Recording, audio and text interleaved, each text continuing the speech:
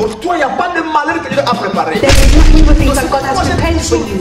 That's why I've always Toutes ces said this. mauvaises choses que nous voyons All the evil things that we see ne viennent pas de lui. does not come from C'est Him. pourquoi nous n'acceptons pas. That's why we do not accept it. Le passé, comment ça a été? No matter how your past was, Comment ça a été? no matter how you Non, white or ce n'est pas ça qui fait ton demain. that's not what's going to make your Ton future. demain, c'est un autre temps. Your future is another time. Shalom bien-aimés, je vous salue tous partout que vous nous suivez dans notre programme. Aujourd'hui, nous sommes là encore pour partager avec vous sur la bonne nouvelle de l'abondance de la grâce. Notre thème d'aujourd'hui, c'est comprendre et vivre la volonté de Dieu. Donc, là, nous allons expliquer si la volonté de Dieu, mais nous devons la comprendre et la vivre. C'est très important parce que dans le principe de la vie, on ne peut pas vivre une chose si on ne la comprend pas encore. Parce que si nous pouvons définir la compréhension, c'est quoi? La compréhension, c'est simplement l'habilité de connaître un sujet ou un point. Et autrement aussi, la compréhension, c'est l'habilité d'appliquer ce que nous connaissons.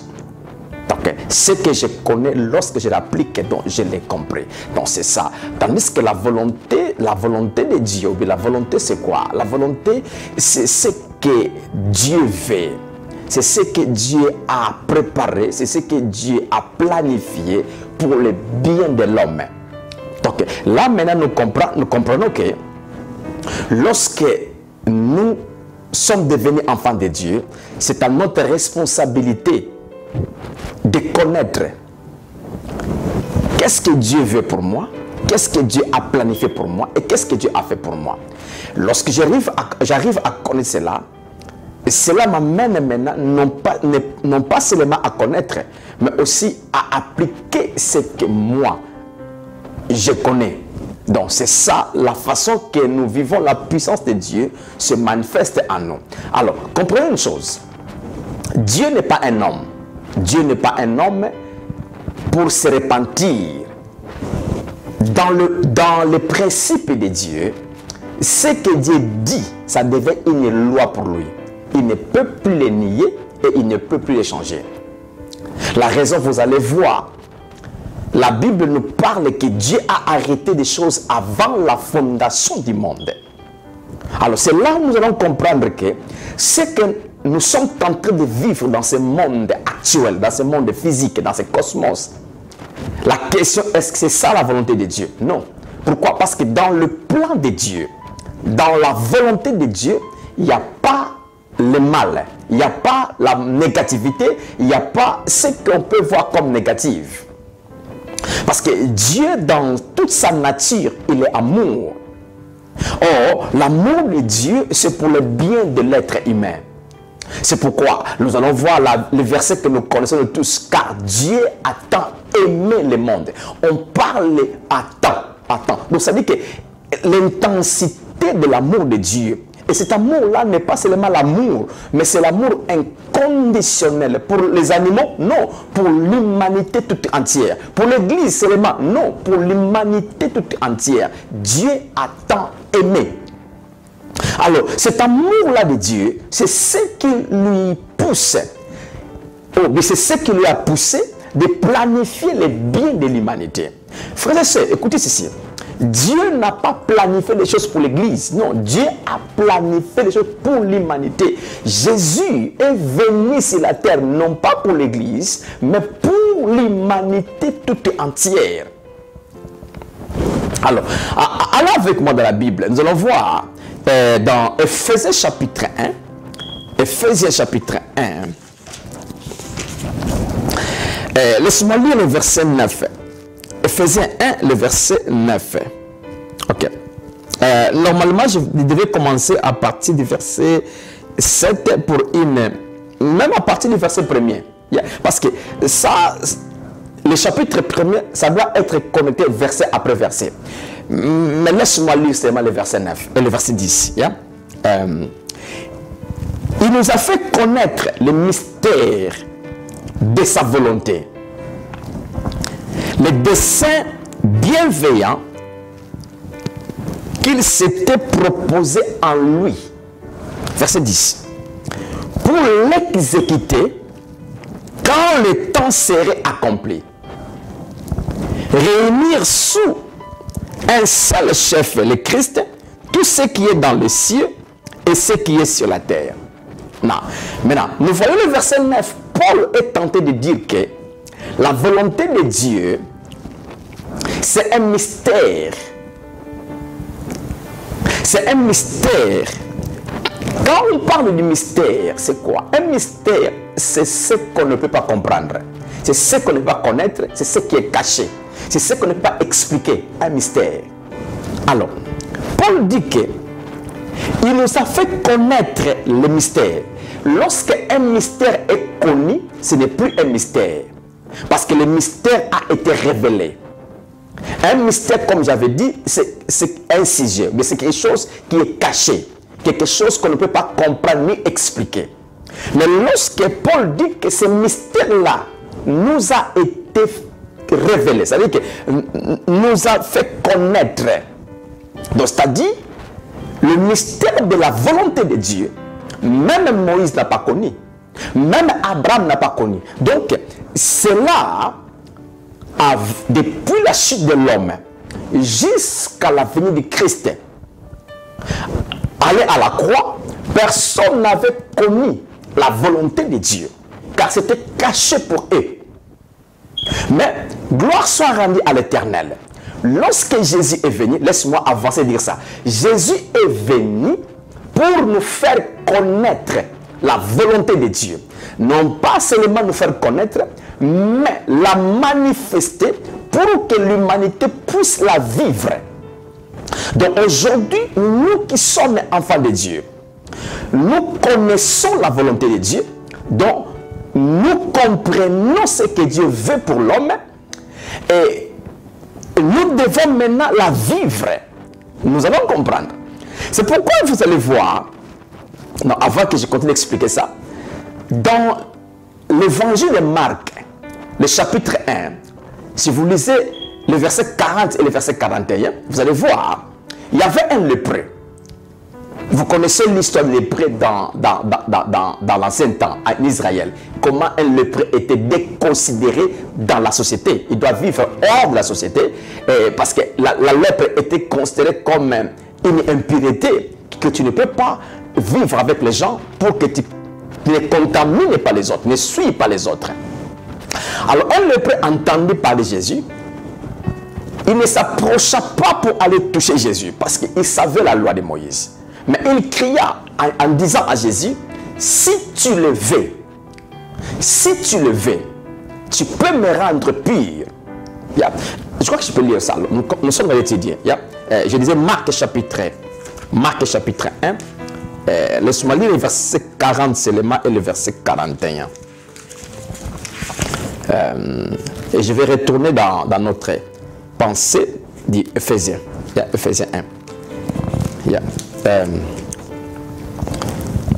Un lépreux vint à lui et se jetant à genoux, il lui dit d'un ton suppliant, si tu le veux. Là maintenant, on parle de la volonté. Si tu as la volonté, si ta volonté est que de me guérir, de me purifier, tu peux me rendre pur. Si c'est ta volonté. Pourquoi il dit si tu le veux, si c'est ta volonté? C'est parce que comme j'expliquais, comme Paul nous a dit, dans l'ancien temps, depuis la chute du premier Adam, jusqu'à tout ce temps avant la croix, la volonté de Dieu n'était pas connue. La volonté de Dieu n'était pas révélée à l'homme. C'est pourquoi c'est là, si tu le veux. Et vous allez voir, Jésus émis de compassion, étendit la main, le toucha. Oh, ça maintenant, Jésus révèle quelle est la vraie nature de Dieu. Dans la loi de Moïse, tu ne peux pas toucher un lépreux. Tu ne peux pas embrasser un lépreux. Parce que là maintenant, tu es en train de désobéir ce que la loi dit. Oh, Jésus est le maître de la loi. Jésus, c'est celui qui a créé la loi. Alors, il veut seulement montrer que ma volonté, ce n'est pas ce que vous êtes en train de vivre maintenant. Ma volonté, c'est que vous soyez bien dans tous les domaines de votre vie. Il toucha le lépreux et dit, je le veux. C'est ça ma volonté. Donc là, maintenant, il peut devenir pire. Donc là, nous comprenons déjà que la venue de Jésus sur la terre, il est venu révéler la vraie nature de Dieu. C'est pourquoi, laisse-moi dire ça. Pour bien comprendre la volonté de Dieu, nous devons savoir harmoniser les deux testaments, les deux alliances. Parce que les gens sont plus ou moins embrouillés de confesser certaines choses négatives de la part de Dieu. C'est parce que les gens n'arrivent pas à bien harmoniser c'est quoi l'Ancien Testament et c'est quoi le Nouveau Testament. C'est quoi l'Ancienne Alliance, c'est quoi la Nouvelle Alliance. Parce qu'il y a des gens qui prennent des choses dans l'Ancienne Alliance, dans l'Ancien Testament, et les amènent aujourd'hui telles que ces choses-là sont en train de se faire, c'est fait dans l'Ancien Testament. Sans comprendre que Moïse n'a pas compris la volonté de Dieu. Il n'a pas expliqué la volonté de Dieu au peuple. C'est pourquoi lorsque Jésus est venu nous montrer, nous démontrer et nous faire manifester la volonté de Dieu pour l'humanité. C'est pourquoi vous allez voir le langage de Jésus qui dira que je suis venu donner ma vie pour l'homme, pour l'humanité. Alors, c'est là où nous comprenons. Paul dit que le mystère de la volonté de Dieu maintenant est révélé à nous. Nous le connaissons. Jésus l'a exécuté pour que nous puissions maintenant non seulement la connaître, mais la vivre. La vivre. Alors, une chose qui est vraie encore dans ce point-là, dans ce point, je rentre dans Ephésiens chapitre 1, verset 9, cette volonté-là, Dieu l'avait préparée en Christ. Donc c'est-à-dire quoi? Ce que Dieu veut pour l'homme, ce que Dieu a préparé pour l'humanité, la protection, la vie meilleure, la stabilité, la bonne santé, la prospérité, la bénédiction, tout ce que Dieu a préparé pour l'homme, comme sa volonté est que l'homme soit bien dans sa vie, Dieu l'a mis dans un endroit qu'on appelle en Christ. Maintenant, en Christ, si vous demandez Moïse en Christ c'est quoi? Moïse ne saura jamais vous répondre ça. Si vous demandez à Abraham, c'est quoi en Christ? Abraham ne connaît pas. Parce qu'en Christ, c'est ça l'endroit où Dieu a mis toute sa volonté pour l'humanité. Donc, nous allons lire dans Colossiens si j'aurai le temps. La Bible dit que Dieu a créé toutes choses en lui. Et il a créé toutes choses pour lui. Et il a créé toutes choses par lui. Et avec lui. Les prépositions sont tellement comptées en disant que Dieu a créé toutes choses que nous voyons et les a mis dans l'endroit, dans la place qu'on appelle en Christ. Alors, c'est là où maintenant nous comprenons. Paul dit que cet endroit-là, en Christ, était un mystère, n'était pas connu. La raison, Colossiens chapitre 1, le verset 26 et le verset 27, Paul dit une chose. Colossiens chapitre 1,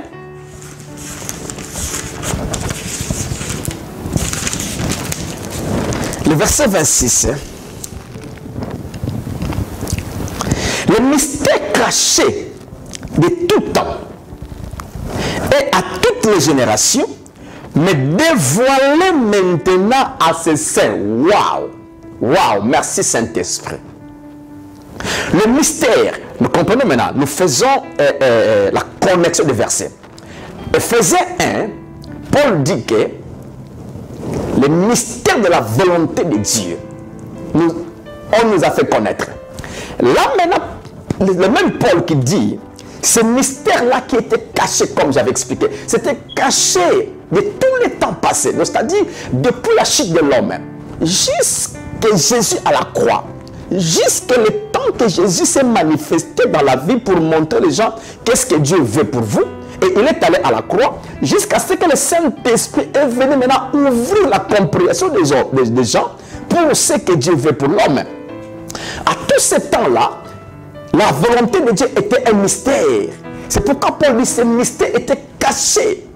Donc personne ne connaissait.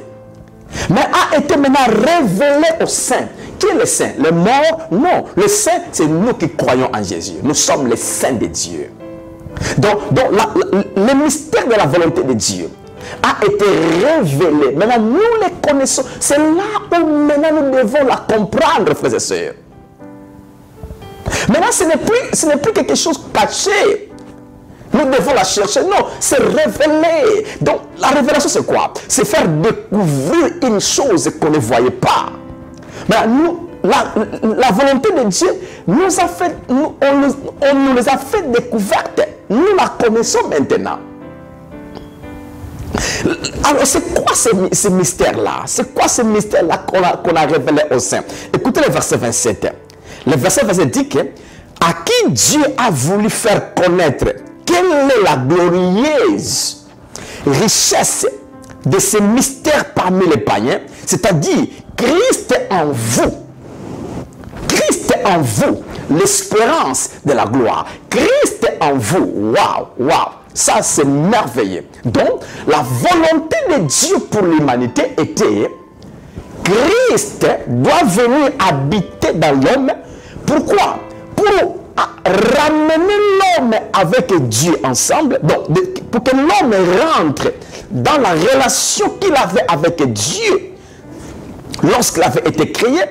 Et puis l'homme revient à la position de l'abondance de toutes choses que Dieu lui avait données. Et l'homme bénéficie l'amour de Dieu dans toute sa vie. C'est pourquoi ce mystère-là, Abraham n'a pas vu cela. Abraham n'avait pas Christ en lui. Moïse non plus. Et tous ces gens de l'ancien temps n'avaient pas Christ en eux. C'est-à-dire n'avaient pas le royaume de Dieu en eux. Ce royaume-là, Christ-là était dans le premier Adam. Mais lorsque le premier Adam avait péché, Adam et toute l'humanité ont perdu Christ en eux. C'est-à-dire ils ont perdu le royaume en eux. Ils ont perdu la domination. Ils ont perdu l'abondance de toutes choses que Dieu avait disposées pour l'humanité. C'est pourquoi tous ces temps-là, maintenant toutes ces choses, Dieu les avait déjà préparées aussi pour que cela rentre à l'homme. Mais comment Dieu a fait ça? Dieu a mis toutes choses en Christ.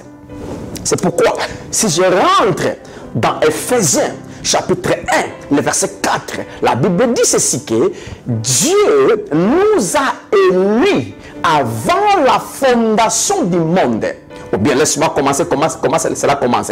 En Christ, Dieu nous a élus avant la fondation du monde afin que nous soyons des saints et irréprochables, irrépréhensibles, sans faute devant lui. Ephésiens 1, 4. Donc là, nous comprenons que Dieu, avant la fondation du monde, comme Dieu n'est pas un homme, il connaît la fin de toutes choses avant son commencement, il avait connu tout ce qui passera dans ce monde et il a préparé un endroit qu'on appelle en Christ. C'est là où maintenant, il a mis toutes choses. Maintenant, lorsque Jésus est venu, qu'est-ce que Jésus est venu faire? Le premier message de Jésus était quoi? C'était quoi? Répentez-vous et croyez à la bonne nouvelle, car le royaume de Dieu est venu vers vous. Donc le royaume de Dieu maintenant voulait rentrer dans l'homme. Et l'homme voulait maintenant retourner dans le royaume. Parce que l'homme avait perdu le royaume et le royaume avait perdu l'homme. Christ avait perdu l'homme et l'homme avait perdu Christ. La relation entre Dieu et l'humanité était coupée. C'est là maintenant l'arrivée de Jésus. Vous allez voir, si vous lisez les 4 évangiles, tout ce que Jésus faisait, bien sur bien, grâce sur grâce, bon sur bon, guérison sur guérison, miracle sur miracle. Pourquoi? Parce que Jésus est venu nous montrer qu'est-ce que Dieu veut pour l'humanité. Waouh! C'est là où nous comprenons, frères et sœurs. Lorsque les gens souffrent dans le monde, ce n'est pas la volonté de Dieu. Lorsque les gens meurent avant l'âge, ce n'est pas la volonté de Dieu. Lorsque les gens sont malades, ce n'est pas la volonté de Dieu. Arrêtons Non, de dire que je souffre, c'est Dieu qui veut m'enseigner quelque chose. Ça, ce n'est pas Dieu. Car dans la pensée de Dieu, dans la volonté de Dieu, vous et moi, nous devons être complètement en bonne santé. La maladie ne vient pas de Dieu. La mort ne vient pas de Dieu. La pauvreté ne vient pas de Dieu. Le diable ne vient pas de Dieu. Tout ce qui est négatif ne vient pas de Dieu. Lorsque quelque chose dans ta vie ne marche pas bien, ne pense pas des secondes, en 2 secondes que peut-être c'est Dieu qui veut ça. Non. Jésus a répondu au lépreux, je le veux. Je veux que tu sois en bonne santé. Je veux que tu prospères à tous égards. Je veux que tu sois protégé. Je veux que tu sois bien sécurisé. Je veux que tu progresses dans toute ta vie. C'est ça la volonté de Dieu. C'est pourquoi Christ est en nous. Maintenant, comprenez une chose. Là, Paul dit Christ est venu en nous. Christ est en nous. Mais si nous lisons dans 2 Corinthiens 5, 17, on dit si quelqu'un est en Christ, donc il y a 2 positions. Christ est venu en moi et moi je suis allé en Christ. Waouh, quel privilège! Frères et sœurs, lorsque nous comprenons ça, nous n'aurons pas le temps de réfléchir sur les démons. Non! Nous n'aurons pas le temps de réfléchir sur les choses négatives que les gens disent. Non! Pourquoi? Moi je suis en Christ et Christ est en moi. Dans d'autres termes, moi je suis dans le royaume de Dieu et le royaume de Dieu est en moi. Vous savez, lorsque nous arrivons à connaître notre position en Christ, la volonté de Dieu est que moi je prospère à tous égards. Je sois en bonne santé, je sois fort. Frères et sœurs, moi je crois lorsque nous comprenons ça, ça affecte notre façon de vivre extérieure. Et ça affecte notre mentalité, ça affecte notre langage. C'est là où dans notre pensée, nous voyons que du bien est du bien. Et cela maintenant affecte notre vie de chaque jour. Frères et sœurs, nous sommes dans le royaume et le royaume est à nous. Partout que vous marchez, vous apportez le royaume là où vous allez. Comme vous êtes dans le royaume et le royaume est en vous, vous êtes en Christ et Christ est en vous, partout que vous allez, vous êtes avec Christ et vous apportez Christ. Écoutez, lorsqu'on dit Christ en nous, là maintenant, c'est la divinité de Dieu, c'est les bénédictions de Dieu au pluriel et c'est le bien de Dieu dans l'homme. Parce que souvenez, la Bible dit, là j'avais dit que toute chose a été créée en Christ, avec Christ, pour Christ. Donc comme toutes choses ont été créées pour Christ, maintenant Christ est en moi. C'est-à-dire que toute chose de Dieu est en moi. Toute chose de Dieu c'est quoi? La maladie, la mort, la souffrance, la pauvreté? Non, non. Je vous dis ça et je le répète. Toutes ces choses-là ne viennent pas de Dieu. Le négatif ne vient pas de Dieu. Le problème, c'est quoi? Beaucoup de gens comprennent mal la volonté de Dieu. Simplement, comme j'avais dit ça, c'est manque d'étudier l'ancienne alliance pour l'harmoniser avec la nouvelle alliance. Dans l'ancienne alliance, les gens vivaient sous la loi. La loi a dicté les gens. C'est certaines choses que ça ne peut pas changer. Ça doit s'accomplir comme la loi a dit. Mais ce n'était pas la volonté de Dieu. Laisse-moi dire ça. La loi n'était pas dans le plan de Dieu. La loi n'était pas la volonté de Dieu. C'est pourquoi lorsque vous étudiez la loi, la Bible dit que la loi a été donnée pour révéler le péché de l'homme. Car la loi donne la connaissance du péché.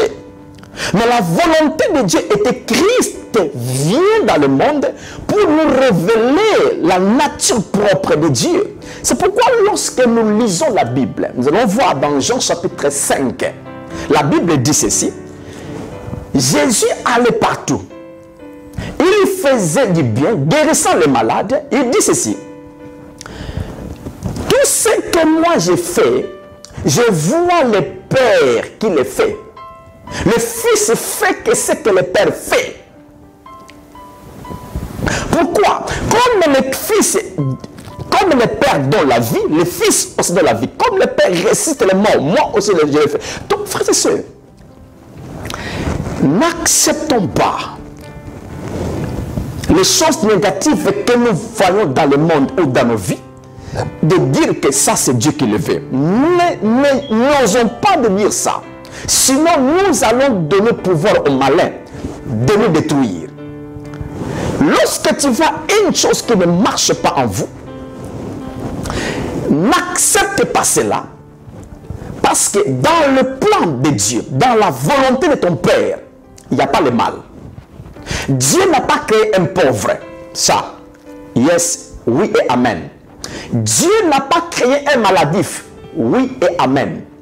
Dieu n'a pas créé un mort. Oui et amen. Dieu n'a pas créé les gens dans la souffrance. Oui et amen. Maintenant, d'où viennent toutes ces choses que nous voyons? Trois origines. Laisse-moi donner trois origines. 3 ou 4. Toutes ces choses que nous voyons, premièrement, nous sommes en train de vivre dans un monde corrompu qui a été corrompu par le péché du premier homme, Adam. Lorsque le péché avait entré, et tout ce qui était dans le monde est devenu corrompu. Ça, c'est un. Deuxièmement, pourquoi beaucoup de choses négatives dans le monde? Deuxièmement, le diable a placé des systèmes négatifs pour affecter les gens du monde. Pourquoi? Parce que le diable voulait faire convaincre les gens que Dieu ne fera rien dans vos vies. Dieu ne fait rien. C'est pourquoi le système, beaucoup de systèmes du monde est négatif.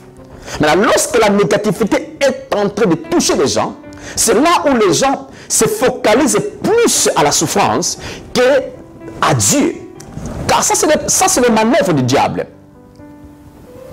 Et troisième raison pourquoi les gens souffrent, c'est le mauvais cœur des gens. Parce que, comprenez ceci, le diable fonctionne que par l'homme, par l'être humain. Le diable est un esprit. Il est inégal dans le monde entier, dans le monde physique, car il est un esprit. Mais il passe par les gens. Il utilise les gens. C'est pourquoi la troisième source de la souffrance de beaucoup de gens, c'est quoi? C'est le mauvais cœur des gens. Le mauvais cœur vient d'où? C'est les manœuvres du diable qu'il utilise. Vous allez voir. Écoutez, laisse-moi dire ça. Laisse-moi dire ça. Je ne suis pas un politicien. Je n'entre pas dans la politique. Mais laisse-moi dire ça. Tous les pays du monde entier, Dieu le savait qu'il y aura un peuple qu'il aime, qui vivra dans ces pays-là. Chaque pays dans le monde. Et dans chaque pays, Dieu a mis des richesses, des minéraux dans chaque pays. Pourquoi? Pour la raison de chaque individu dans ce pays-là puisse être stable dans la vie de chaque jour. Maintenant, si quelqu'un ne voulait pas que toi tu bénéficies, il en profite tout pour lui-même. Qu'est-ce que ça arrivera? C'est toi qui seras maintenant dans la sécheresse, parce que tout ce que tu devrais avoir, quelqu'un est en train de le posséder. C'est ça aussi le mauvais cœur des gens, est en train de faire souffrir les autres.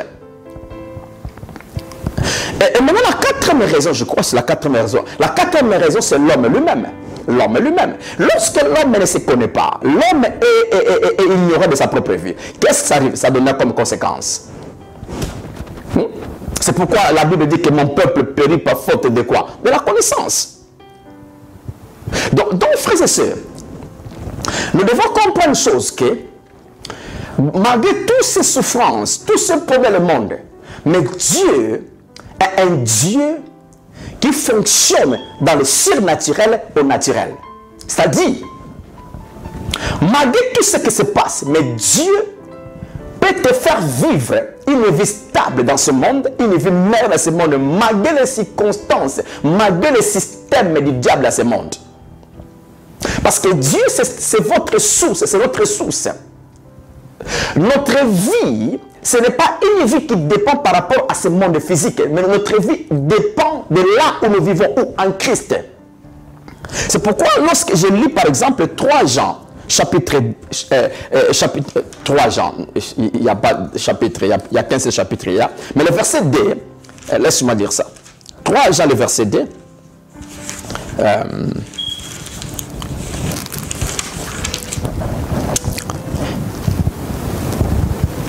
3 Jean, verset 2. Bien-aimé, je souhaite que tu prospères à tous égards et que tu sois en bonne santé. Ça, c'est la volonté de Dieu. Et que tu prospères à tous égards, dans tous les domaines de votre vie, sois stable, sois béni. Ça, c'est la volonté de Dieu. Alors, tout ce que je vois qui ne marche pas bien dans ma vie, ce n'est pas Dieu. Car Dieu veut que je prospère, Dieu veut que je sois en bonne santé, Dieu veut que je vis dans ce monde avec une vie paisible. C'est pourquoi vous allez voir, lorsque Jésus est venu, il est allé à la croix, il a souffert, il était mort, enterré et ressuscité. Ok? Mais la Bible dit, lorsque Jésus était fouetté, c'était pas cela pour le faire souffrir. Le châtiment qui donne la paix à l'humanité a été tombé dans le corps de Jésus. C'est pourquoi la Bible dit, par le maîtrisir, par les plaies de Jésus, de son corps, au jour qu'on le fouettait, toute maladie a été guérie. Donc c'est là où nous comprenons que malgré la conséquence du péché du monde a introduit la maladie, mais Jésus est venu nous ramener pour que nous vivons dans la première position qu'on avait dans le jardin d'Éden. Si vous lisez Ephésiens 1, verset 3, Dieu nous a bénis en Christ. Il nous a bénis. Ça, ce n'est pas de la théorie, bien-aimé. Non. L'homme dit que Dieu n'est pas un homme. Dieu n'est pas un fils de l'homme pour se repentir ni pour mentir. Tout ce que Dieu dit, ça doit s'accomplir dans la vie de chaque personne. Maintenant, comprenez les choses. Vous et moi, nous avons une responsabilité à jouer dans ce qui est la volonté de Dieu. Dieu l'a planifié en Christ. Dieu l'a disposé pour l'humanité. Mais vous et moi, nous devons maintenant prendre la part de notre responsabilité. C'est pourquoi il est très important de savoir qu'est-ce que tu connais. Si la volonté de Dieu, qu'est-ce que tu connais? Il y a des gens qui connaissent la négativité. Il y a des gens, chaque jour, ils pleurent que sur la souffrance. Ils ne parlent pas de ce que Jésus a fait pour eux. Ils pleurent chaque jour, souffrance après souffrance. Est-ce que c'est ça la bonne confession? Non. Ça dit que ce que tu dis chaque jour, ce que tu confesses, c'est ça que tu connais. C'est pourquoi. Qu'est-ce que vous connaissez? Et qu'est-ce que vous croyez? Et qu'est-ce que vous pensez? La vie fonctionne avec la connaissance que j'ai, la croyance que j'ai, et la pensée que j'ai. Or, ce que je connais a une grande force d'influencer ma foi, d'influencer ce que je crois. Parce que l'homme croit que ce qu'il connaît. Et notre pensée est fondée seulement sur ce que nous connaissons et ce que nous croyons. C'est là que vous allez voir, frères et sœurs, lorsque nous étudions plus ce que Christ a fait pour nous, c'est là change notre vie extérieure. Écoutez-moi, écoutez-moi. Jésus est allé à la croix, il est mort, il est ressuscité. Le Saint-Esprit est venu au jour de la Pentecôte à tous les saints et jusqu'à aujourd'hui, il continue à entrer à celui qui croit en Jésus. Pour quelle raison? Pour nous révéler maintenant qu'est-ce que Dieu veut pour vous et moi. Le Saint-Esprit nous parle. C'est pourquoi il y a une voix qui te parle chaque jour. Lorsque vous vous réveillez le matin, il y a une voix qui te parle chaque jour en te disant que tu es béni. Tu es la justice de Dieu. Tu es protégé par Dieu. Regarde, les anges sont avec toi. Il y a une voix qui te parle. Cette voix-là est en train de vous persuader. Il veut vous convaincre si ce que Dieu veut pour vous, ce que Dieu a préparé pour vous. Mais parfois, l'homme est tellement occupé avec certaines choses par rapport aux circonstances. Il oublie ce que Dieu veut pour lui, ce que Dieu a planifié. Alors l'homme se focalise plus sur ce qu'il est tenté de faire face chaque jour. C'est là maintenant, beaucoup de choses changent. Pourquoi? Parce que notre pensée, notre confession, notre croyance, notre connaissance est sur les circonstances actuelles. Mais Dieu veut nous pousser que nous puissions imbiber, combler notre connaissance sur sa volonté, ce qu'il a fait. Il y a tant de versets qu'on peut lire. Dieu veut notre bien. Dieu veut que nous soyons en bonne santé. Dieu veut que nous soyons riches. Quand la Bible dit que Jésus s'est fait pauvre pour que vous et moi, nous soyons riches, ce n'est pas de la théorie. Ce n'est pas seulement dans l'angle spirituel, c'est aussi dans l'angle physique. C'est-à-dire, vous et moi, nous devons être stables dans cette vie que nous sommes en train de vivre. Mais ce qui est important, frères et sœurs, c'est de comprendre la volonté de Dieu. Cela a été déjà accompli par Jésus. Et le Saint-Esprit est venu nous le révéler et nous la vivons. Vous savez qu'on vit seulement ce qu'on connaît. Et on vit seulement ce qu'on croit. Et on vit seulement ce qu'on pense. Mais lorsque ma pensée, laisse-moi dire ça, ma pensée est plus sur, oh, vous savez, Dieu c'est un Dieu de colère. Vous savez, Dieu peut t'envoyer une maladie pour t'enseigner. Vous savez, Dieu peut utiliser n'importe quoi. Il peut aussi utiliser les démons pour venir te châtier. Lorsque nous avons ce type de connaissances, qu'est-ce qui arrivera? C'est la négativité. Bien aimé, je répète ma pensée que j'avais déjà dit. Dans le royaume de Dieu, là où vous vivez, il n'y a pas les démons, il n'y a pas la maladie, il n'y a pas la pauvreté, il n'y a pas tout, il n'y a pas tout ce qui est négatif, il n'y a pas. Et vous et moi, nous sommes dans ce royaume-là. Maintenant, c'est à nous de reformuler notre connaissance, d'avoir la connaissance de l'endroit où nous vivons, et d'avoir une conscience de l'endroit où nous vivons, et de croire des choses de l'endroit où nous vivons, et d'affecter notre pensée par rapport à l'endroit où nous vivons. Cela changera notre vie de chaque jour. Vous savez, la vie, c'est une vie de discipline. La vie, c'est une vie de travail. Beaucoup de gens croient que la faveur qu'on n'a pas méritée est venue vers nous, la grâce de Dieu, et nous croisons les bras. Cela fonctionne facilement. Non, nous avons la responsabilité dans la grâce de Dieu. Dieu l'a préparé avant la fondation du monde, mais si moi je ne fais rien, la grâce est grâce, la grâce avec toute son abondance ne se manifestera pas. C'est pourquoi Jésus est mort, c'est la grâce de Dieu. Mais comment la personne est sauvée? Il doit croire. Si je ne crois pas, malgré le salut a été donné gratuitement à l'humanité, mais même on ne le reçoit pas. C'est pourquoi croire, c'est ma responsabilité. Vous voyez, aller au travail, je vais aller au travail, c'est ma responsabilité. Je me réveille le matin pour aller au travail, c'est la responsabilité. C'est là où la grâce est fonctionnelle. Donc, on ne peut pas dire la volonté de Dieu, je croise les bras. Non, je dois activer ma vie pour que cette volonté que Dieu a déjà préparée, qui est meilleure pour moi, ça soit maintenant active, manifeste dans tous les coins de ma vie. Frères et sœurs, les démons ont été défiés à la croix. Le diable, les démons ont été désarmés. Le diable a été désarmé à la croix. Ça, c'est la volonté de Dieu. Le diable existe, les démons existent, mais ils n'ont plus les armes qu'ils avaient lorsqu'ils ont menti à Abraham, à Adam. La force que le diable avait pris à Adam, Jésus l'a récupéré à la croix. Donc, le diable est sans force aujourd'hui.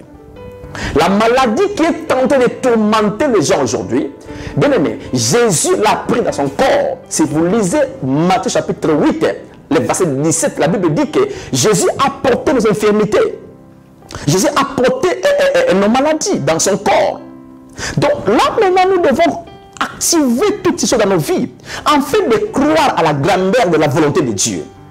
Bien aimé, ne croyons pas à ce que le monde nous montre. Ne croyons pas à ce que Les circonstances est en train de nous montrer. Non, ne croyons pas. Cela existe, yes. Mais croyons, qu'est-ce que Dieu veut pour nous? Croyons la volonté de Dieu. Bien aimé, cette volonté-là, c'est la bénédiction pour vous. Vous êtes enfant de Dieu. Vous n'êtes plus esclave de la maladie, ni esclave des démons, ni esclave de la mort. Non. C'est pourquoi David, un homme sous la loi, mais qui avait la mentalité de la grâce, il dit, mon âme bénit l'Éternel. Mon âme bénit Dieu, car c'est celui qui guérit mon corps de toutes les maladies. Et c'est celui qui rajeunit mon corps. Waouh! Si vous lisez Psaume 103, vous allez voir ça. David déclare que son corps est rajeuni. Maintenant, David est sous la loi. Et nous, maintenant, qui ont la vie de Dieu, qui ont Zoé en nous. Nous, maintenant, qui ont la présence totale de Dieu en nous. Nous devons croire à ces choses dans la grandeur. Frères et sœurs, ne limitons pas la vie que Dieu nous a donnée. C'est une vie surnaturelle. Croyons à la grandeur. Cela sera possible pour vous. Yeah. Écoutez, je m'arrête par là. Je crois que devenir un enfant de Dieu, ce n'est pas seulement une position pour entrer au ciel. Ça, c'est une autre chose que je peux expliquer, mais je n'ai plus le temps. Être un enfant de Dieu, ce n'est pas seulement le ciel, non. Vous allez voir, Jésus dira à son Père, il dit que, Père, je les ai sauvés, comme tu me les as donnés, mais ne les enlève pas du monde. Ne les enlève pas du monde, seulement garde-les, protège-les. Pourquoi? Parce que notre vie, notre mission, c'est sur la terre. Démontrer Dieu sur la terre. On ne démontrera pas Dieu au ciel, non. C'est ici sur la terre que les gens doivent voir Dieu par nous. C'est pourquoi moi je ne comprends pas quand les gens parlent trop que oh Jésus revient maintenant, revient. Non, nous avons une grande mission. Le monde doit connaître Jésus, doit connaître Dieu par nous, doit connaître la volonté de Dieu pour toute l'humanité. C'est pourquoi croyons à la grandeur de Dieu. Croyons aux choses grandes que Dieu a fait pour nous. Quittons les petitesses, quittons ces choses-là négatives, quittons ce monde-là. Croyons que yes, mon corps ne peut pas être malade. Croyons que yes, moi, je mourrai jusqu'à ce que je finirai ma mission et je vais préparer ma mort.